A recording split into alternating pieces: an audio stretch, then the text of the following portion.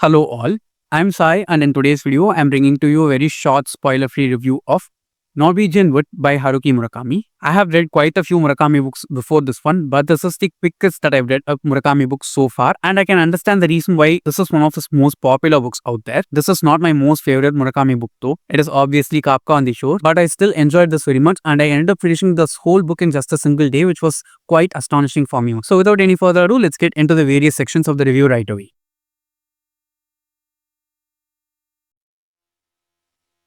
Talking about the plot at first as usual. In this book, we follow our three main characters who are Toru, Naoko and Midori, of whom Toru is our most central character inside the story, and the story is actually narrated from his own point of view. The book starts with Toru on this plane to Germany, and in the plane there is this song called Norwegian Wood by the Beatles which starts playing, and as he hears that song, Toru goes forward and reminisces some of his memories from college life as well as high school, and we get to see the love story that Toru had with this girl named Naoko while he was in high school, and what all happened between them when they separated for college, how they stayed in touch with each other, and what happened to Naoko after Toru and she got separated because of college and other things that were going on in their life. Parallelly, we also see what is happening with Toru right now in his college right now with this other girl named Midori. The relationship that Toru has with both of these women is the main focus of the story, and what all happens in the lives of all these three people is what we see here, and it is narrated in kind of a shuffled manner. It is not confusing and quite easy to read, and for me I can say that of all the Murakami books that I've read so far,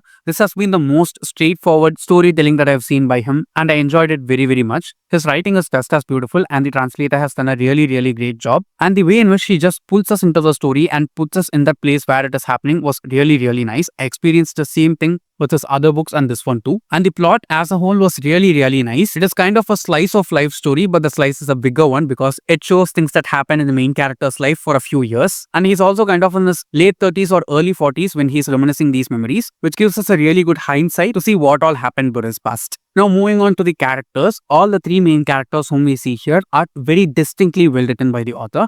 They all have their own sets of inner demons and problems that they are facing in life. Their families are very different from each other, and the kind of problems and situations that they are put through and dealing with right now in current life as well as for their whole lives are very different from each other.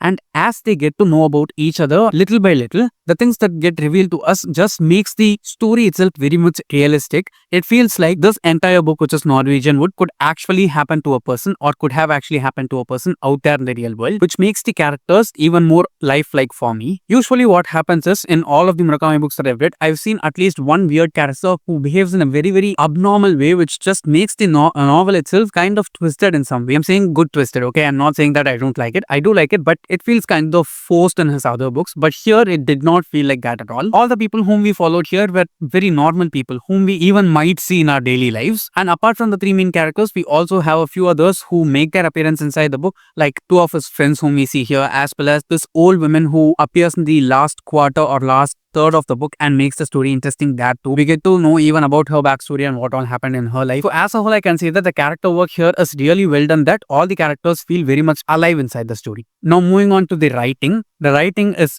definitely the strongest pillar for this book if you ask me, because somehow Murakami just moves the story really well, and I think his writing has helped him a lot with this book. And there are some scenes which were obviously not necessary here and there, and that just made me feel uncomfortable throughout the book, especially the sex scenes that he writes. They are always weird, okay? I don't find them normal at all like in other books. It's not like they are completely unnecessary for the story. Sometimes they are necessary to make us understand what's happening between the characters, but in this one, every kind of sexual experience that was being had by the characters that were shown here felt very much forced into the story, and just in order to make the book sell because everyone knows sex sells. And I feel like Murakami just went forward and wedged those sections inside the story so that people who read the books just for the sex scenes in them could go forward and make the book sell a lot more copies. It felt like that for me. I'm not saying it as a good thing at all. It is a bad thing. It might have helped in marketing a book a lot more and making it kind of a bestseller, but it did make me uncomfortable and turn me off while reading the book a lot in multiple moments. Sometimes it got very weird, and there's this one character whose only role inside the story was to give some kind of sexual experience with everyone that he was coming in touch with. He felt completely unnecessary to the story, and because of him itself, we had many such scenes inside the book, which I did not like. Now, finally, talking about the pacing, this is the most fast-paced Murakami book that I've ever read. Okay, I am not able to believe that I'm saying this out loud because all of his books are kind of like slow poison.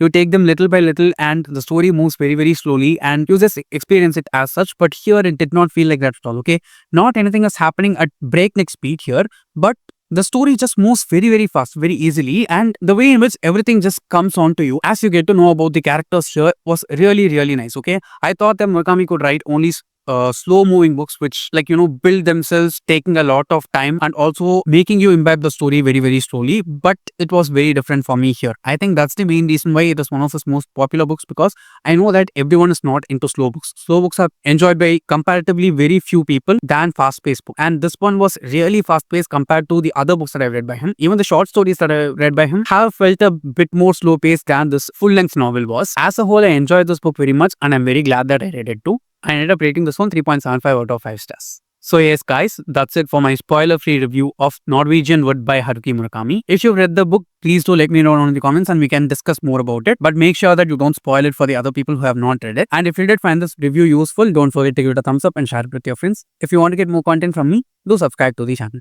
Thanks for watching and have a great rest of your day.